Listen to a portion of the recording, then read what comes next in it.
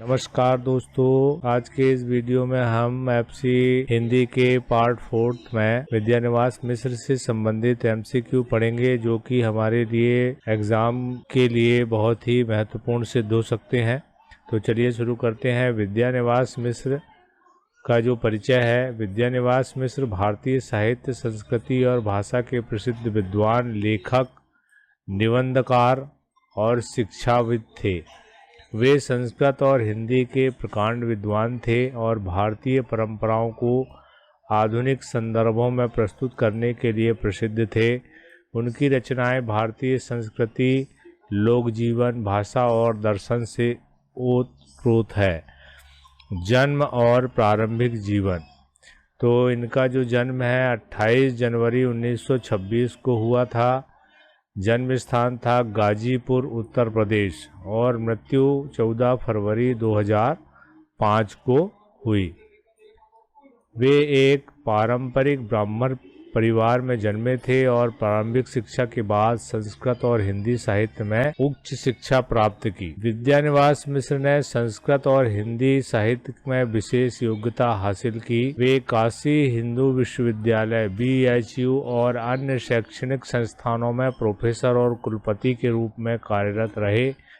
वे भारतीय संस्कृति और साहित्य के गहरे अध्येता थे और उनकी लेखनी में भारतीय परंपराओं का अद्भुत समन्वय देखने को मिलता है। उन्होंने भारतीय भाषा, संस्कृति और परंपरा को आधुनिक संदर्भों में प्रस्तुत करने का कार्य किया। उनकी प्रमुख रचनाएं, जिनमें निबंध संग्रह है आचार्य हजारी प्रसाद द्विवेदी।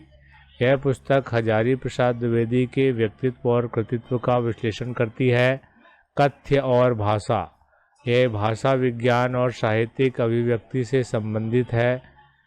भारतीय चिंतन, परंपरा और साहित्य। इसमें भारतीय साहित्य और दार्शनिक परंपरा का विश्लेषण किया गया है। संस्कृति की आधारशिला। भारतीय संस्कृति और उसकी जड़ों पर गहन अध्ययन। शब्द और लोक भाषा, लोक जीवन और समाज के अंतर संबंधों पर आधारित निबंध। आलोचना और भाषा विज्ञान। आलोचना और भाषा विज्ञान। हिंदी भाषा और साहित्य, संस्कृत काव्यशास्त्र, भाषा और राष्ट्रीयता। फिर लोक साहित्य और संस्कृति, भारतीय लोक परंपरा, लोक तत्व और भारतीय संस्कृति। संस्कृत साहित्य पर लेखन। संस्कृत साहित्य और भारतीय परंपराओं पर उनकी कई महत्वपूर्ण रचनाएं हैं, जिनमें वेद, उपनिषद और पुराणों पर गहन अध्ययन किया है। सम्मान और पुरस्कार के बारे में देखते हैं।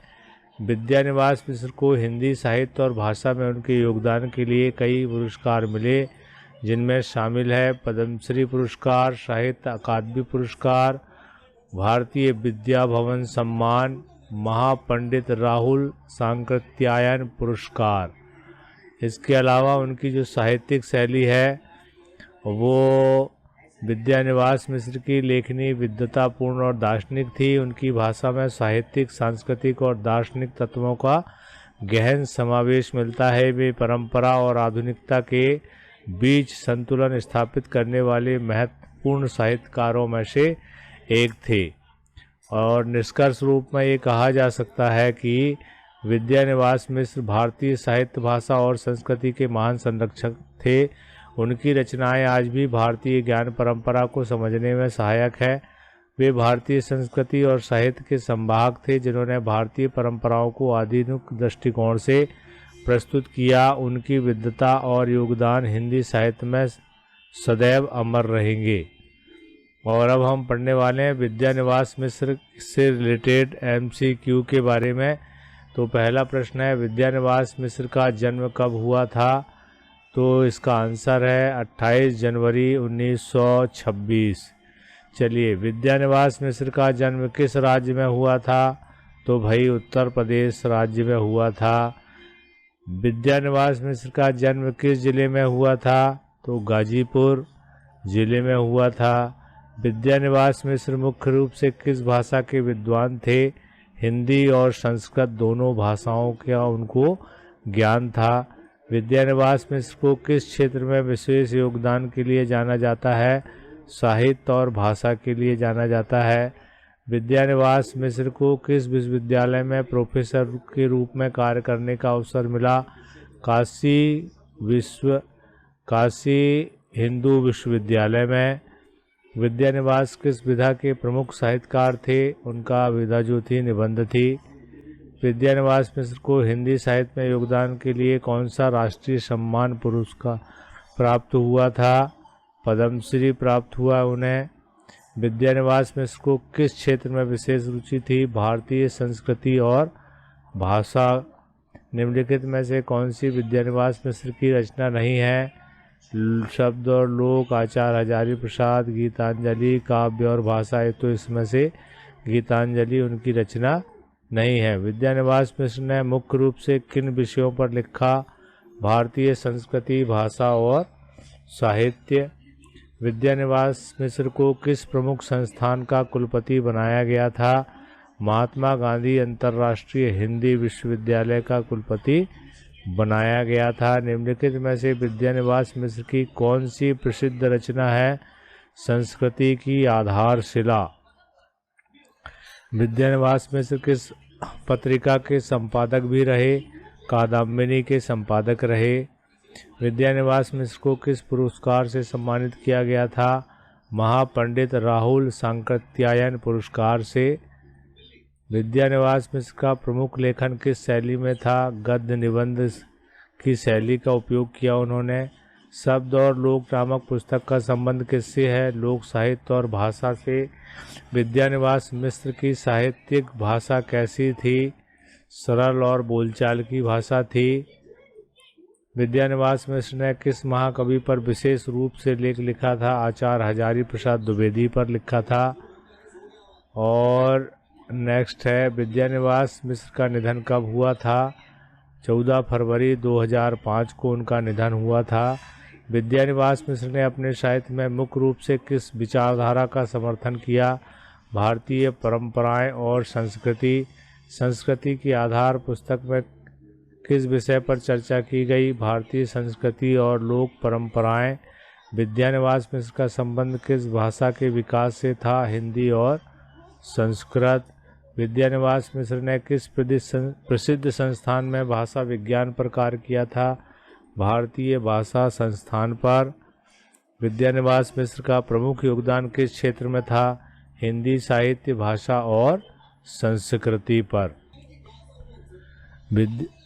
विद्यानिवास की रचना आत्मकथा के अंश से संबंधित 25 बहुविकल्पीय प्रश्न यहाँ पर दिए हैं जो परीक्षक की दृष्टि से महत्वपूर्ण है। आत्मकथा के अंश किस लेखक की रचना है? विद्यानिवास मिश्र की रचना है। आत्मकथा के अंश किस विधा में लिखी गई है? यह आत्मकथा विधा पर लिखी गई है। आत्मकथा के अंश में मुख्य रूप से किस विषय पर प्रकाश डाला गया है? लेखक के जीवन के अनुभव पर। विद्यानिवास मिश्र की आत्मकथा में उनकी कौन सी विशेषताएं प्रमुखता से उभरती है? उनकी साहित्यिक और सांस्कृतिक दृष्टि। आत्मकथा के अंश में लेखक ने किस भाषा शैली का प्रयोग किया है? सरल और सहज। आत्मकथा के अंश में लेखक ने अपने जीवन की किन बातों पर अधिक जोर दिया है? पारिवारिक जीवन और बचपन। विद्यानिवास मिश्र ने आत्मकथा के अंश में किस विषय को प्रमुखता दी है? भारतीय संस्कृति और परंपरा को। आत्मकथा के अंश में लेखक ने किस प्रकार की भावनाओं को अधिक व्यक्त किया है? नॉस्टैल्जिया, स्मृतियों का प्रभाव के बारे में उन्होंने ज़्यादा व्यक्त किया है। लेखक ने अपनी आत्मकथा में किस कालखंड का विशेष रूप से उल्लेख किया है? स्वतंत्रता संग्राम और उसके बाद का भारत। विद्यानिवास मिश्र ने अपनी आत्मकथा में अपनी शिक्षा का विवरण कहाँ दिया है? पहले भाग में दिया है। आत्मकथा में लेखक ने अपने बचपन का वर्णन कैसे किया है? आनंदमय और संस्कारपूर्ण। विद्यानिवास मिश्र की आत्मकथा में किस प्रकार की भाषा शैली देखने को मिलती है? भावनात्मक और आत्मीय। आत्मकथा के अंश में लेखक ने किस विषय पर विशेष प्रकाश डाला है? भारतीय ग्रामीण जीवन पर।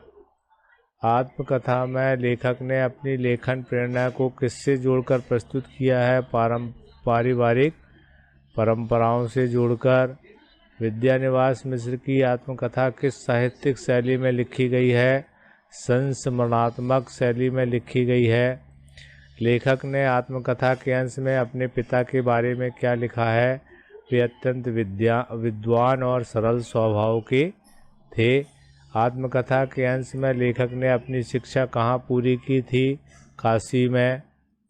आत्मकथा में लेखक ने किसके प्रति विशेष आभार व्यक्त किया है? माता पिता और गुरुजन के प्रति। लेखक की आत्मकथा किस दृष्टिकोण से लिखी गई है? सामाजिक और व्यक्तिगत दोनों दृष्टिकोण से लिखी गई है। आत्मकथा के अंश में प्रमुख रूप से कौन से तत्व मौजूद हैं? सांस्कृतिक चेतना और संवेदना। आत्मकथा के अंश किस कालखंड की घटनाओं को समाहित करती है? स्वतंत्रता पूर्व और स्वतंत्रता के बाद का भारत। आत्मकथा का मुख्य उद्देश्य क्या है? भारतीय परंपराओं और समाज का विश्लेषण। लेखक ने अपने जीवन में किस चीज़ को सबसे अधिक महत्व दिया है? समाज और संस्कृति। आत्मकथा के अंश में लेखक ने किस प्रकार के बदलावों का उल्लेख किया है? भारतीय समाज में बदलाव, शिक्षा प्रणाली में बदलाव, ग्रामीण परिवेश में बदलाव। और उत्तर है उपरोक्त सभी। और यहाँ पर विद्यानिवास मिश्र की यह आत्मकथा किस साहित्यिक विधा का उत्कृष्ट उदाहरण है? आत्मकथात्मक साहित्य।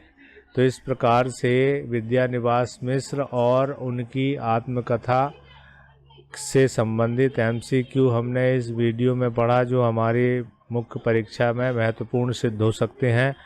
और अगला जो पार्ट होगा उसमें हम बात करेंगे भारत में धर्म की अवधारणा और विविध मत।